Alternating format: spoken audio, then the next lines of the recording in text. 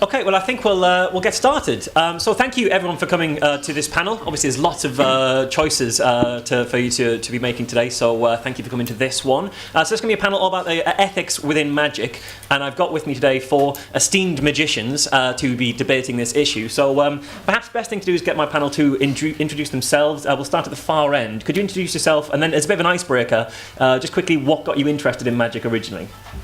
I'm not interested in magic. Sorry, I thought it said ethnics in magic. Well, this panel very clearly clears that out. We don't have any of those either. I'm Paul Zenon, and I started, I think I saw a Magic Circle TV Christmas special when I was a kid, and remembered that I got a box of tricks in the attic, like most aspiring magicians start out, and every year it was either a chemistry set or a magic set alternating, so could have ended up like a lot of people here, but a magician instead. And then kind of ended up working in a joke shop come magic shop in Blackpool in the school holidays every year, and sort of became full-time when I left school. Okay, great. Age 11. And next? I'm Dave. Anik. Should have messed that up already, didn't I? I'm David Anik. I started magic by watching people like Paul Zenon on TV when I was a kid. So this is a really weird experience. That's such a backhanded compliment, that, isn't it? Yes. I thought you were very good, but that was a long time ago. You're old. Oh, this is surreal. This is really surreal. Yeah, so just copying your stuff, to be honest, which you pointed out to me last time you saw me perform. Fairly.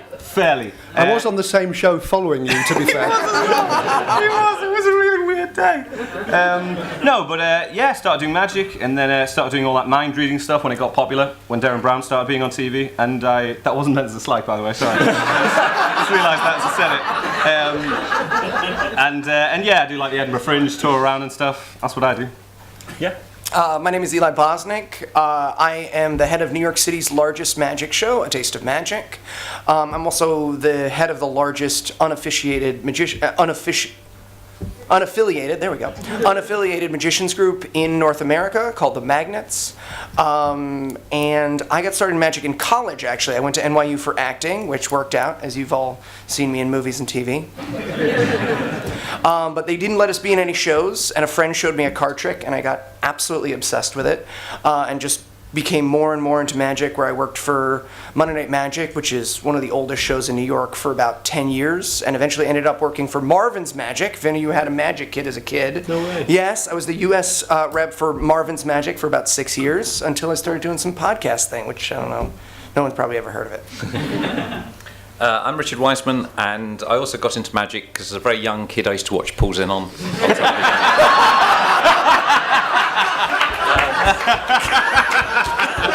This is like a nightmare version of This Is Your Life. Okay, well, we'll crack on from there.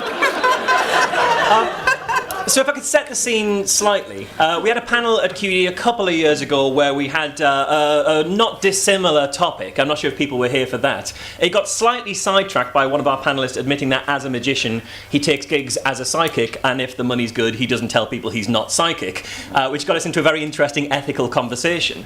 And what was his name again? We'll not go into that. That's Turned right. into an episode of Be Reasonable. It very much did. So yeah, rather than rehash that conversation again, it did get me thinking about what ethical obligations magicians and mentalists and other performers in those kind of areas have, not just in the skeptical sense of going out there and challenging people who are lying to the public, but also kind of how they conduct themselves during a performance when their performance has at the heart of it an intention to deceive, and you know that you're going to be deceived by any one of these gentlemen at any given time, but that's kind of part of the remit of the magician. So that's kind of why we're having this, really. And the thing that really got me started off thinking about it is I saw Dave perform for Merseyside Skeptics, and there was one particular trick which I won't go into, but the interesting thing for me was seeing the people in the audience explaining to each other how the trick works. And they were saying, oh, it's, I think he was reading micro-expressions. He was looking at their eyes, he could see micro-expressions in their body language, and that's how the trick worked. It was. That's how it works. Yeah. I mean, it's not giving away anything to say that isn't how the trick works, and there's no sort of good science behind microexpressions, things like that, to that degree. So, Dave, if I could start with you, and I'll widen out after. How do you feel as a performer when you hear audience members utterly convinced that they know how something works, and what they're saying is completely wrong and kind of pseudoscientific? Does that kind of make you feel good that you've been successful, or is there any kind of pangs of I've left this person with something that isn't true? You've made me doubt myself now, because I know what I was about to say, and then at the end you threw that bit on where it was kind of like, so do you do this, or are you a dick?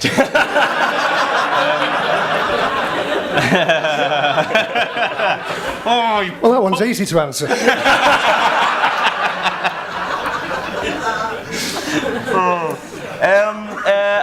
I think, as a magician who sort of performs for a living, I've felt as though I've done my job, which is, I suppose it depends on what level. If I think to some sense that people are going to leave and they are going to believe something that they didn't previously believe and it will affect their life, then I'd be worried, But if they leave and think something that I did was entertaining and they believe I have a skill that they don't fully understand but enjoyed watching, I'll let them believe that, because that's how I'm going to get rehired. And as part of my job, it is important that I don't want to say fool people, but that people leave a combination of amazed and confused. Because if everyone knew how I did what I did, then it wouldn't be nearly as entertaining, I suppose, is what I'd say to answer that question.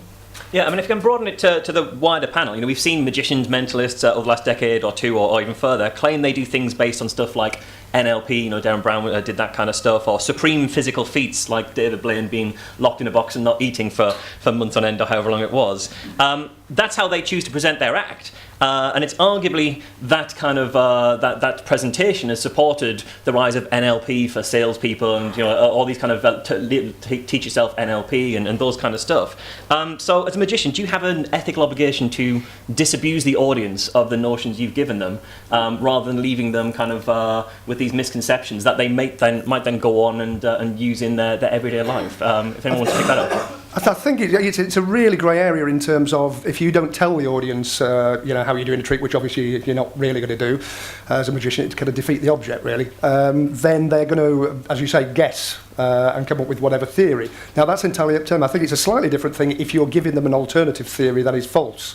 So if you're actually saying, let's face it, Darren Brown does with most things, he's a master of using the false explanation as misdirection. So while you're thinking, did his left eye twitch twice, and did we drive a taxi past a stuffed bear, you're not actually thinking that there's someone stood behind him holding up a bit of cardboard with the answer on, So if you are giving that false explanation, I think that's the crux of the matter. Is that likely to be unhealthy for them in some way, whether financial or literally unhealthy?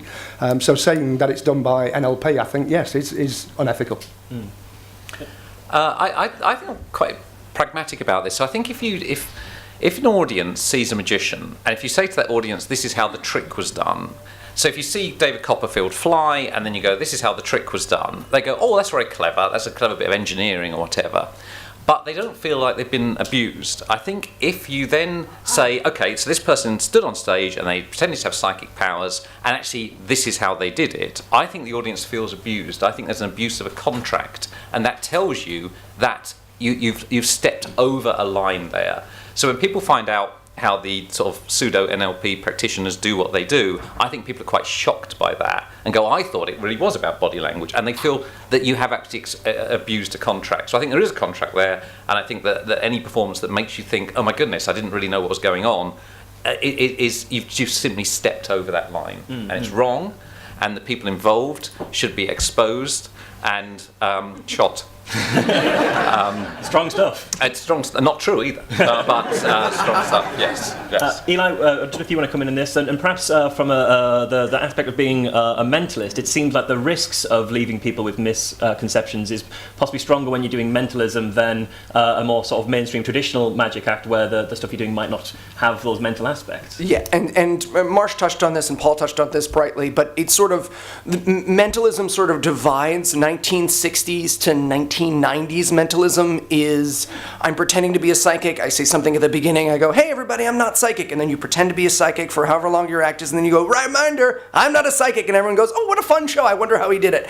And then in the 90s, Darren, who we all agree is a very gifted performer, it says I'm not a psychic, but instead he starts doing hypnosis-y things. And there's a lot of sort of edgy language. And what it comes down to, for me as a mentalist, is do people walk away from my performance knowing more or less true things about the universe? And that's where I lay my moral obligation. So while I certainly do use tricks in my act, so for instance, I do a pseudo-memory demonstration in my act that requires no memory at all.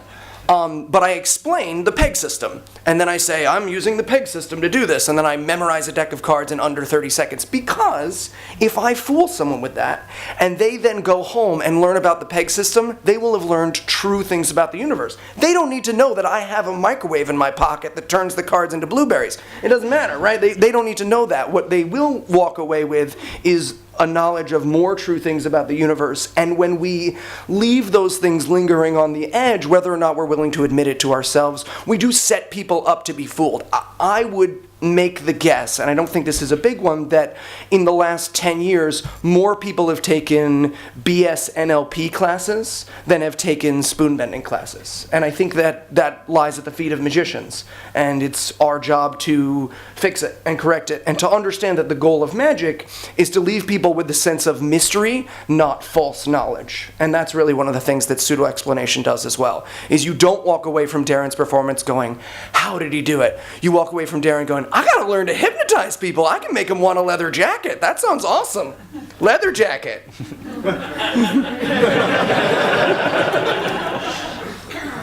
Can I ask a question?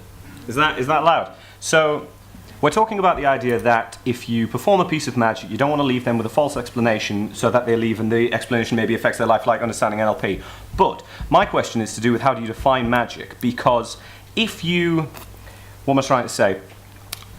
Am I obliged to let the audience know before the show starts that I'm an actor? Because that's what I am. I'm not a magician. I don't have real magical powers. Like, we all know this. And the only reason you'd leave thinking that it was NLP is if you already believed that what I was doing was in some way real. And that's why you'd need to give it a false explanation. Do you know what I mean? But do I say to the audience before they come in, by the way, this is kind of like going to see a play. And in a play, there can be special effects. And you might not know how Scrooge appeared and all of the ghosts disappeared on stage, because it's quite impressive. It's visually spectacular. But you don't ask that question, do you? You just go, that was entertaining, and sort of leave the room. And you might feel more fulfilled because the story invigorated you. And I think that's what's important. So what I'm saying is, how do you guys define magic? Is doing a trick and saying to people, oh, you know, that was a trick. It worked because of sleight of hand, or it worked because of suggestion. Is that really magic, or is that just, I don't know, kind of like juggling? I don't think you actually need to offer a suggestion as to how it works. That's the thing. Yeah. So it's a, you know, but by talking about NLP in interviews or whatever afterwards, you are actively promoting things like that. So I think the answer, you know, everybody knows magic's not real, apart from when someone says they're psychic, and then some people believe it's real. So do you think that's true? Do you think that sometimes people, like, I feel as though because the world is used to the idea of a psychic, and the world is more now, and I will grant you almost certainly because of Darren Brown's hand in this, but still because of books, people are aware of NLP. Like, there was a huge boom of books teaching you that. So if I read minds in my show and I offer no explanation whatsoever, if people leave thinking that that was NLP, or for the hell of it, say psychic phenomena, which people can attribute my skills to, because that's the only point of reference they've got in their reality, is it my job to say to them, by the way, before you leave, guys, what I did there wasn't NLP. I didn't say it was, but I bet some of you thought that. Same for psychic. What do you think? I think that, again, don't offer those options, you know. I mean, if someone wants to decide that you are psychic, that's their choice. That's their choice. It's a big difference between saying that you're psychic. Totally. You know, so you know, mentalism and you know, being a psychic are pretty much the same thing, apart from the claim. If I could bring in Richard as a psychologist here, The acceptance that some mentalist tricks are done using things like psychology or NLP or things like that, does that come around because of mentalists kind of claiming that they're using psychology, or is it that psychology is that those claims are there first and mentalists are just kind of propagating them or taking advantage of the fact that those claims are out there in the world? I mean, how much do you think one feeds the other and in what direction? I think it goes in both directions, and so and some performers really mix it up, so they will do a genuine memory demonstration and then move on to trickery, and it's very difficult to find where that line is, because then they can say some of what you've seen is genuine and so on. But I think it moves in both directions.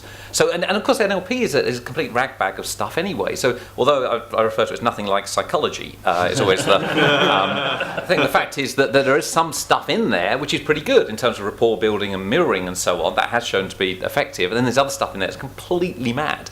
So it's this ragbag. So in itself, it's quite complicated. But my feeling is that if you come out and you do something, if you were to then tell the audience what you've just done, if they go, that's wrong, I really do feel properly deceived, as it were, then you've crossed that line. And so I think when in your memory demonstration, if you say, actually, although the PEG system's genuine, but you know what, this was all electronics, I think the audience would be appalled. I don't think they go, oh my goodness, what a giggle that is. They go, no, we believed you. We didn't think you were an actor. We believed you. You have lied to us. And that's the bottom line. So you can't. So if you go to a doctor and they go, here's some medicine, and it does make you better, and you go back and make it better, and they go, I'm not really a doctor, I'm a magician playing the role of a doctor. You go, fuck off. And for some reason, performers think they've got this ability to stand there and lie to their audiences in a way that would appall their audiences if they found out what the truth is, and yet somehow walk away feeling like they're ethical and moral people, and they're not. They're terrible people, and they should be shot. I'm sensing a recurring theme. Before go, please. So I was just going to say, I think a recent interesting example of this was the recent Derren Brown special on TV, where he was looking at faith healing. Each tour has a different kind of theme, and I didn't see the TV show, but I saw it live, and I came away really confused about what the message was, because it's all very well saying that you're kind of exposing the work of American evangelists, faith healers, and all the rest of it, but it wasn't really, because he was taking the piss out of the American evangelism and the Christian side of things, but actually kept saying over and over again, it works, about the faith healing. And so you're going, well, yeah, it works, but not for the reason that people might be thinking, And it was quite uncomfortable, actually, watching. I think there were sort of 50 people queuing down the side of the theatre. He got about maybe a dozen of them up on stage and did things like making their vision better, which I think he did in the TV version as well, and curing a limp and, stiff joints and all the rest of it. And I think, most people here will know that kind of, psychosomatic reaction can be quite dangerous long term, and there was no mention of that. The fact that someone's in a wheelchair but you get them to stand and all of a sudden they can move, that's going to have a long-term effect. 2 days later they'll be laid out because they've strained their joints or whatever. And so I thought that crossed the line personally, because it was done as an entertainment show. It sort of had an unspoken claim about it being exposing something, but it actually didn't, because this phrase kept getting used. It works, without any caveat. Yeah. And I think I would actually go a bit further to say that for me personally in my own performance, it's not enough to leave people wondering whether or not I'm psychic. I like to be very clear that I'm not. I have lines throughout my show. For instance, at one point in my show, I describe the inside of someone's home, and the joke that I make at that point is now she has two options. She can either believe that I'm psychic or that I've been inside her home.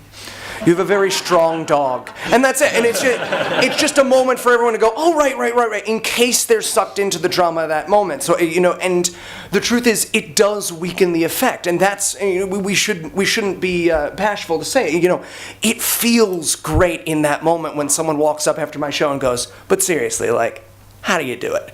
And it's hard, and it's no fun to go, it's just tricks. It's just magic tricks, and that is my standard line. It's what I make myself say, because A, it infuriates my corporate clients, and B, because it is the thing that will leave them with, and again, you put it so brilliantly, what's the point of magic? Again, to me, magic is about creating that feeling of wonder, not that feeling of knowledge. So again, for me, saying it's just a magic trick when I've done it really well, leaves someone with, ooh, yeah. Maybe it's a good time to take a question from the audience to this one. Yeah, absolutely there. I think when you were saying about it's misleading and you've got a contract with something, you're not there to protect the gullibility of the audience unless they're deriving, like faith healers. Something can be bad about that. You're sort of pretending you can cure something. You are going on stage. Oh, we visit you. You're a magician. You're an illusionist. You should know it's fakery. If you're, without what I'm saying, if you're stupid enough to think these are real powers, and you come away thinking that, you're probably right. And but the Darren Brown thing, I thought the same. I'm a great fan of his, and I'm a great fan of people undermining the faith healing process. But it was uncomfortable when Christian passages were being spoken as well. I thought it was blurring the lines, but I wonder if he did that to really force the attention upon them. I think to court controversy, because he just tend to thrive on that publicity-wise. But I just found that uncomfortable. I think in general you're right about the audiences who choose to go and watch or pay to see a magic show. They're there to deliberately suspend disbelief. But in the same way that you go to the cinema, you don't expect every film to be factual and a documentary style. It's you buy into the fact that it is false, and therefore, from the magician's point of view, why would you want to offer pseudo explanations to it? Just don't offer any explanation is the easy answer. More quirkiness to it. It just, the nonsense that we were talking about Glenn when he started getting all I'm psychic and all this. But if you were fooled into that, that's up to you. I don't think there's a great deal of risk associated with your. So I don't think there's a great deal of risk associated with you being dishonest. There is when there's someone who's claiming to heal you.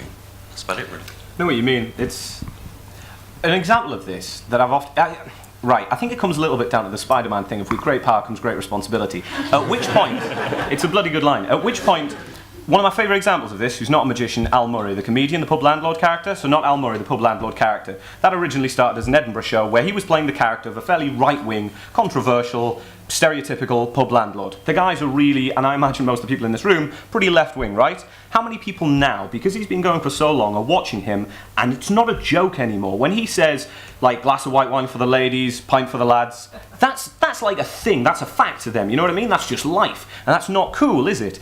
Does he have a responsibility to stop and go, guys, no, you can't believe what I'm doing, this is a joke? Or does he have a responsibility to carry on being an artist and do it and go, no, it's your job to understand what I'm doing should be bullshit. You know what I mean? So, I suppose I don't think he's too worried with the amount of money he gets out of both audiences.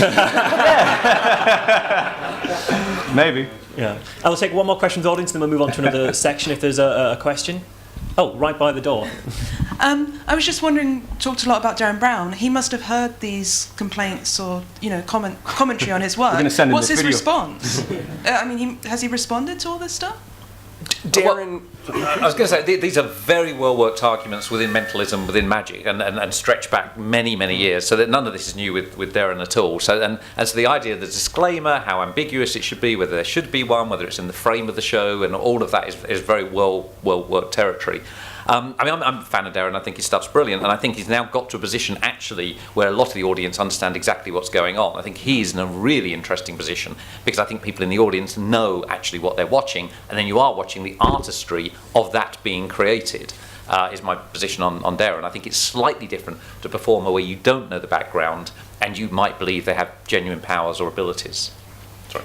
No, and he has since expressed, so early on in his early specials, I don't know if anyone, the joke I made about Leather Jacket and tapping him on the shoulder, that was the closest Darren came to really being like, hey, this is NLP. What he has done as a reaction to these kind of criticisms is say, I've never used the word NLP, he has ducked it in the past, and in recent interviews, he actually just did a really great one for magicians, which I recommend. It doesn't expose anything, but it's on Penguin Magic, if anyone sees it. He did like a 3-hour-long talk, and in it he talked about some of the regrets he has about his early work being pretty explicitly NLP based or hypnotism based, and he's tried to bring that back. And funnily enough, in an interview he did about the new show Faith Healer, he said, I really wanted to get the skeptical side of me out of there. And I think pretty much every skeptic who watched it was like, no, Darren, no, no, Darren, stop saying it works, Darren. It works in the moment. You got to say in the moment. Oh, Darren, D-Dog, please. Okay, if we move into a slightly different area, there's an area I'm really interested in. So as a performer, I'm sure there's presentational elements of what you do on stage that you do to sort of support your work, and we see this with some pretty iconic tricks that rely quite heavily on purely presentational techniques. David Blaine levitating 6 foot off the ground and seeing a load of the audience members reacting to that. Understandably, a lot of that is the way it's been edited to cut that together. And you know, if someone really was able to predict the lottery, then we'd probably see a lot more about it than a very well edited TV special. There'd probably be a little bit more in the news about it, things like that. So where does the panel feel the line is when it comes to using clever directing, editing, camera tricks, that kind of stuff in order to make a trick work? At what point do you stop doing magic and start doing deception if what you're doing relies entirely in the editing booth and not necessarily in the moment when you're doing it? Well, well, I mean, when going back to sort of late 90s when we first did the street magic specials, there was a kind of, just with the team I was working with, there was a sort of sense of an ethical code there, even though it was unwritten and never really been discussed, that you didn't use stooges. Obviously TV shows are going to be edited because they're recorded, and from a time point of view they're going to be edited, but made sure that the trick didn't rely on an edit was the thing. So and no stooges. So that was the thing, and that seems to have completely changed since then. Whereas you get any particularly with in the States, but any street magic show now has some to me quite questionable things. But the counter argument about this is that, well, magic is using deceit anyway, so surely any method is fair game. Having a trapdoor in a theatre stage means it's not a genuine normal theatre stage, so you've adapted the environment to fit the magic, and it's the same with the framing of a TV shot and all the rest of it.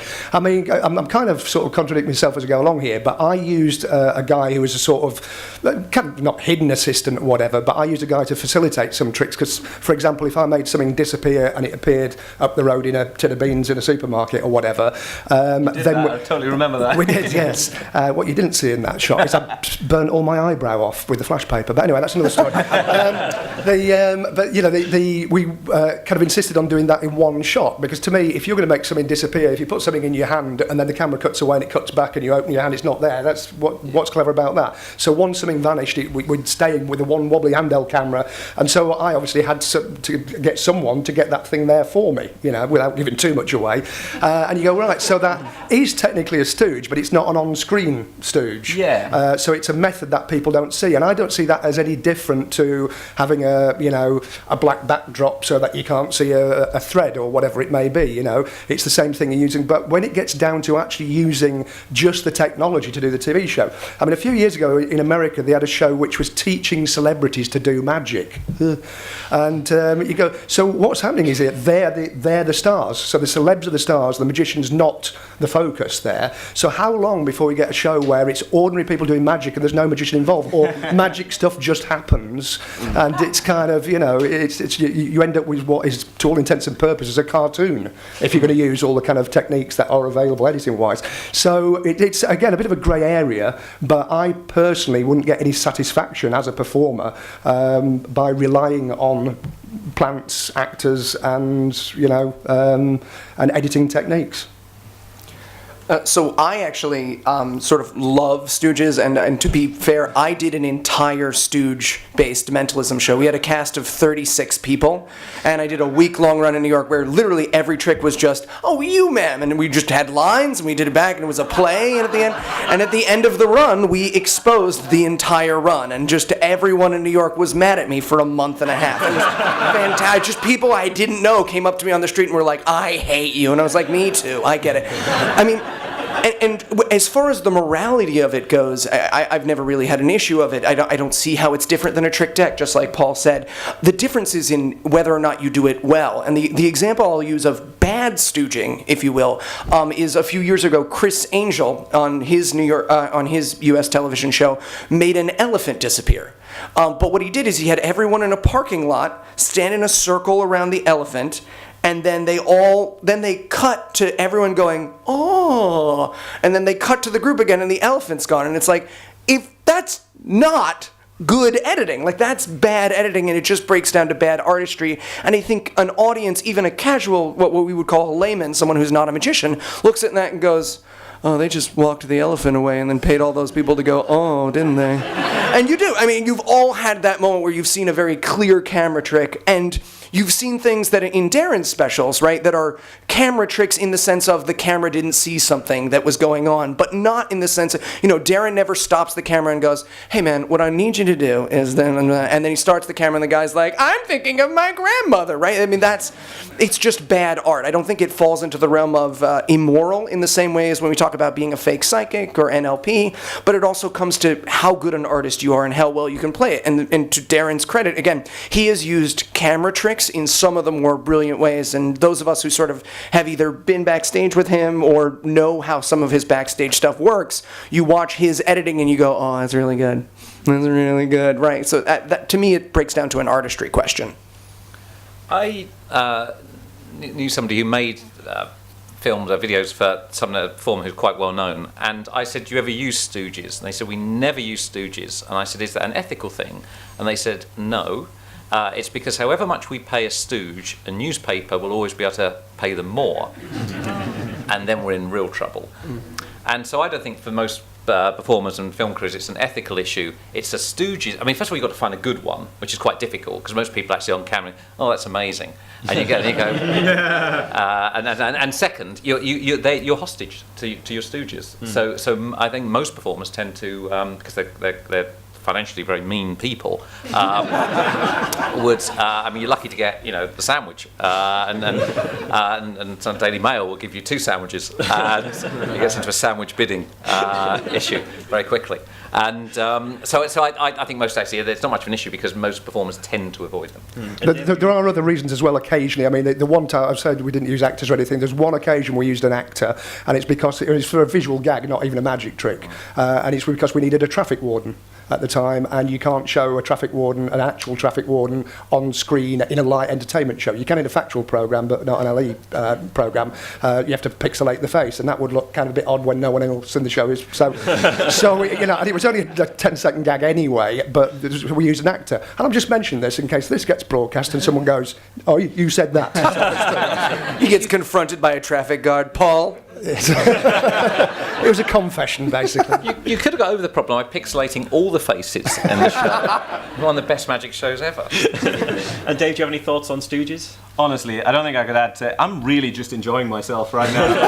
I'm listening and I'm I agree with all of everything that's being said. No, I really don't think I could have anything to add. I don't use stooges mainly because of the reasons that Richard said, but also because of the reasons that Paul said.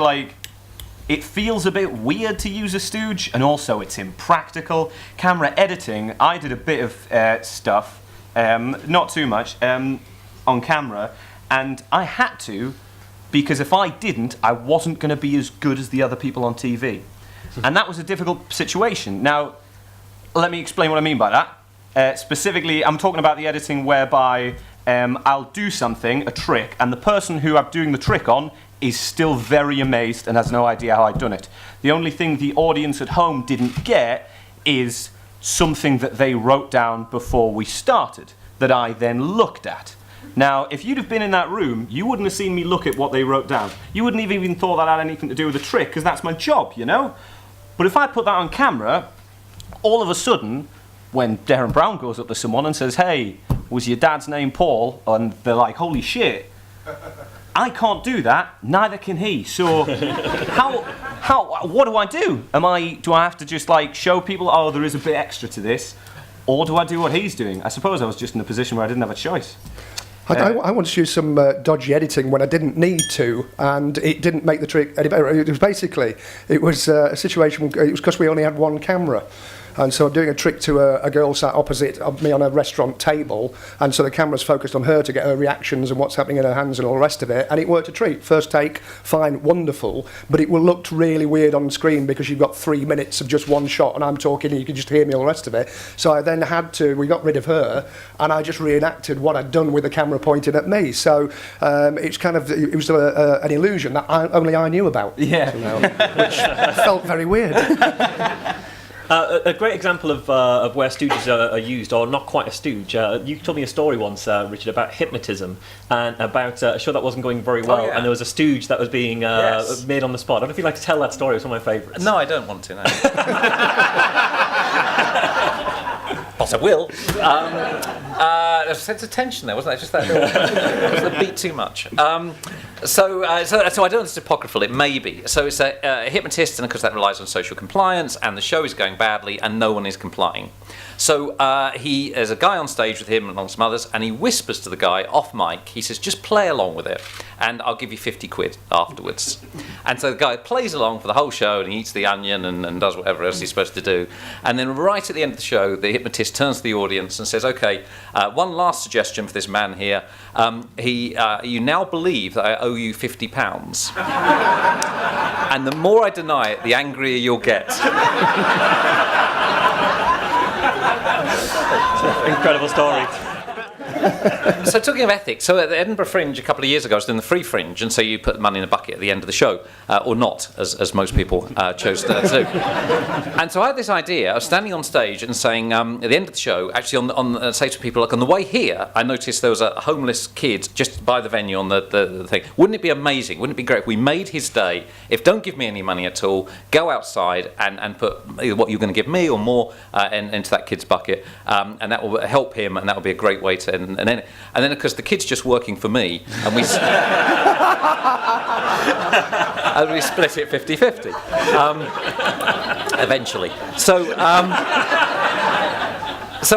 think that's sort of an interesting moment, but I think the audience would be appalled by that, which is why I didn't do it. But that was the only reason why. But I think it's I thought it was an interesting moment. Yeah. Sure. Do we have another question? Take your choice, Rick. I was just wondering, what jurisdiction does things like the Magic Circle have on disclosure of magic tricks? Funny you should say that. Is there a professional code? Yeah? Well, so interestingly enough, the magicians tend to focus on the opposite of the things that skeptics do when it comes to what's important. Most magicians talk about exposure of tricks and stealing. Those are the two big things that magicians tend to obsess over. The Circle, I will say, as an AIMC, the Circle has gotten way, way better in recent years. That's an associate of the Inner Magic Circle. Yeah. As opposed to a member of the Inner Magic As opposed to a member of the Magic Circle. Which I am. Like me. I need to join this magic circle. It's Four magicians on stage. Who'd have thought he'd get competitive? It always raises that kind of eyebrow thing where people go, "Are you a member of the Magic Circle?" You are. "I'm a member of the Inner Magic Circle with Gold Star status." And it just reminds me of the old Tommy Cooper gag of "I'm a member of the Secret Seven. It's so secret I don't know who the other six are." So, but yeah, we didn't know that about each other till now, did we? No, I didn't know that. I should join, man. Like. But they have gotten better in many years, and one of the things that we focus on, especially in the Magnets, which is the group that I oversee, is not the exposure part, or although stealing is obviously a huge problem in magic that goes largely unpunished and untaken care of. I mean, I cannot tell you, and I'm sure you're used to this way more than I am because you've been performing since the 1920s, but how many successful magician friends have looked on TV and seen one of their tricks being performed without permission, without payment? And I mean, it's a huge thing because people spend years and years working on their material. That is one of the huge problems when it comes within magic. And unfortunately, we tend to get distracted by silly Spanish men in tiger stripe masks exposing just one guy's act. So we tend to spend 5 years yelling at the masked magician, and we forgot to deal with all the the thieves and fake psychics in our midst. But they have gotten much, much, much better in the last few years, so I do want to say that. I think, the issue is, it's kind of self-policing in a way. I mean, apart from the exposure thing, you will get kicked out of the Magic Circle if you kind of give away tricks, but even that's kind of a bit vague because it's kind of, if you publish a book through secrets, that's sort of fine because someone has to pay to get that book to learn the tricks and all the rest of it. However, if you just go on TV and go, "This is how you do a trick," and it's, cast into everybody's living room, then that's frowned upon. But there's also, it's a a fairly grey area, but they don't tend to sort of worry about the other ethics of, what you promote. I mean, a lot of them do promote themselves as being psychic if they're doing mentalism and all the rest of it. But in terms of the stealing material, it's a difficult one because, there are only that many tricks in the world or that many principles or whatever. So it's a bit like, I suppose, jazz music where you take a standard and make it your own. But then you go, how many times does a trick need to be stolen before it becomes a standard? And so what tends to get stolen is the presentation more than the actual trick a lot of the time, and yeah, it's difficult. There's no, you can't copyright a trick because it's a concept. You can't copyright a concept.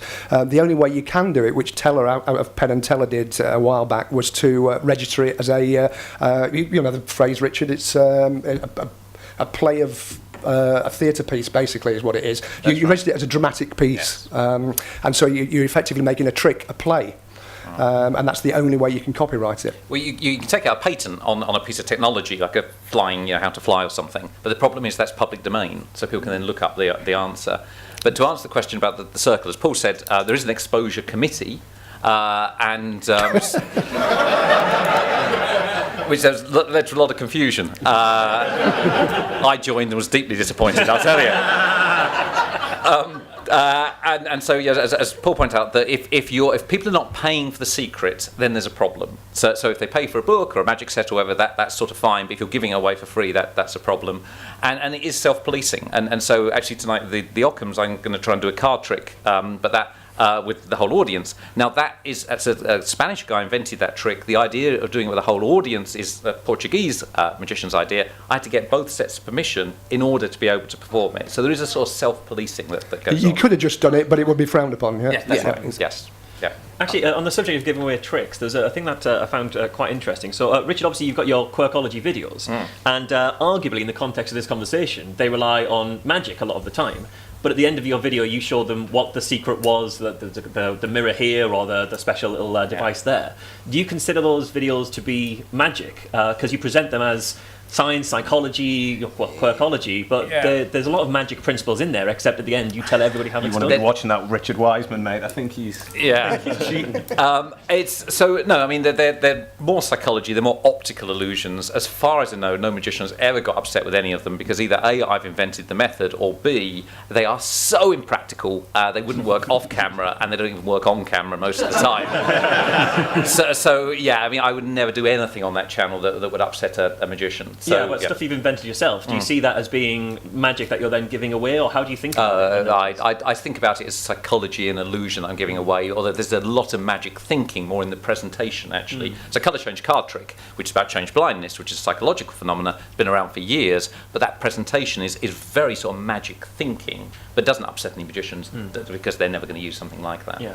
There's an interesting thing with Penn and Teller that a lot of people say, but they give away tricks, don't they? And they really don't that much of the time. I mean, they used to do odd things, but their kind of criterion was that they'd only give something away, if it was their own to give away and it wasn't going to harm anybody, any other performer, but also the explanation had to be more entertaining and interesting than the original effect.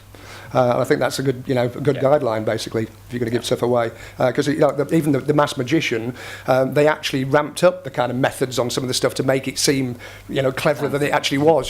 So no one's particularly interested in knowing that you've got a bit of wire stuck out your lapel, and that's what makes the thing float. Whereas if you come up with some kind of system of wires and pulleys and invisible thread, then it's a bit more interesting. The problem is the secret is generally very disappointing. And just a fun example of this is a year and a half ago, they did a New York Times article on the Magnets, the group that I oversee, but they did it, the title was "A Magician Happy to Give Away His Secrets on Mondays." And I got 75 emails from strangers who just read the headline and there's nothing about exposure in the entire article. It's just like, hey, we have a magicians group and we are nice to people there. That was it. But people read the headline and wrote me just vicious hate mail, including I got a call from the Circle, which they had to figure out how US phones work. We only have like 3 numbers, but I got a call from the Circle and they were like, are you exposing tricks? And I was like, no, read the article. I sent Chris Wood the article and he was like, oh, okay, fine, I'm glad to hear it. But that's how seriously that's taken. That's how they talk. He gets it. So again, exposure very, very serious within the Circle. Do you have another question from the audience? There's one down the front here, Rick. I can't see over there, so if you do raise your hand, is there someone else who have to kind of indicate it? Somebody right at the beginning said something along the lines of my question is, does it really matter? If you go to a magic show as a paying client to be deceived, that's what you're going for. So surely that's up to you as the paying customer to go along willingly to be deceived and not necessarily to want to know how the trick worked or what was going on or whether it was I don't think anyone's NLP disagreeing with that. whatever. It's just a question of whether you offer a false explanation which could be something that's damaging in some way to someone if they believe it. If it's a false explanation, I can understand that. Or Richard's example, which I thought was really, really good when I was about to ask the question before, about if you deceive people by saying, you know, give your money to somebody else, actually it's coming back to me, that would be immoral. But it seems as though there's a lot of angst amongst the panel about, oh, you know, is this moral or ethical, because we're at a sceptical conference and it's like nobody wants to be deceived by anything. But actually, does it really matter? If you go to a magic show, you want to be deceived, surely. So if you know it's a magic show, but if the person is saying, well, actually, I've just got these NLP powers, or I'm a psychic, you're not framing it as a magic show, then that's a slightly different. I think that's probably the area that we're talking about. Lots of people are not coming out and saying, I'm a magician. They're saying, oh, I've got psychological skills, or I'm a psychic, or whatever. Well, the example I have of this, that's sort of why it matters to me, is my mom is full of woo, homeopathic, like crystals, all that good stuff. Lovely lady, but just full of woo. Give her love. Yeah, exactly. Oh, that would be the best ending if it turns out I'm Paul Zenon's son. No. But the example that I give of this is my mom came and saw my show probably 3 or 4 years ago for the first time. And she knows I'm a magician, obviously, but at the end of it, she came up to me and very earnestly said, I always knew you had gifts. Now, this is a woman who had been in my apartment the same day while someone's like running a microphone up and around my ear and someone's inserting a thing up my nose so I can tell what color playing cards are. And at the same time, she just, you know, she got caught up in the theater of it and she came up and she said, I always know you had gifts. And the problem that I have with that, why does it matter they're going there to be deceived, is I know my mom, and I don't want her to live in a universe with, you know, because I've fought hard to get rid of the homeopathy. I fought real hard to take down the dream catchers around her room, and I know how easy it would be to, and I just never want to be and while it's easy to say, yes, we're in a theater, and this is a huge fight amongst magicians, you know, they're in a theater, they paid a ticket price, they ought to know better, but just in case they don't, you know, I always picture my mom out there in the audience, and if it's not me, and I don't get to walk up to her after the show and be like, stop saying that, Mom, stop it. If I don't get that chance, I don't want anyone walking away from the show the way I wouldn't want any other performer to do that to my mother. So that's the approach I take, and that's why it matters. You have a super valid point. It's just my mom is dumber than you, and so I love her. This will never be broadcast. I love her, but she is. We'll have one last question, I think, and then we'll have to bring things to a close. I think that's the point Eli was making there, is what you said before, Dave, about the fact that you're not magicians, you're actors. Yeah. And so from the outset, there's a deception.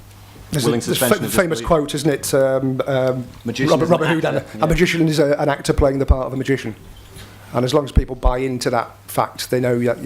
You know, if you're not claiming to be psychic, you're not claiming, you know, anything. You're not going to be supernatural in any way. It is for entertainment, and if people buy into that, there's nothing wrong with it. You know. Mm. Okay, well, I think we'll draw it to a close there. Please join me in thanking our panel. Paul Zenon, Dave Alnwick, Eli Bosnick, and Richard Wiseman.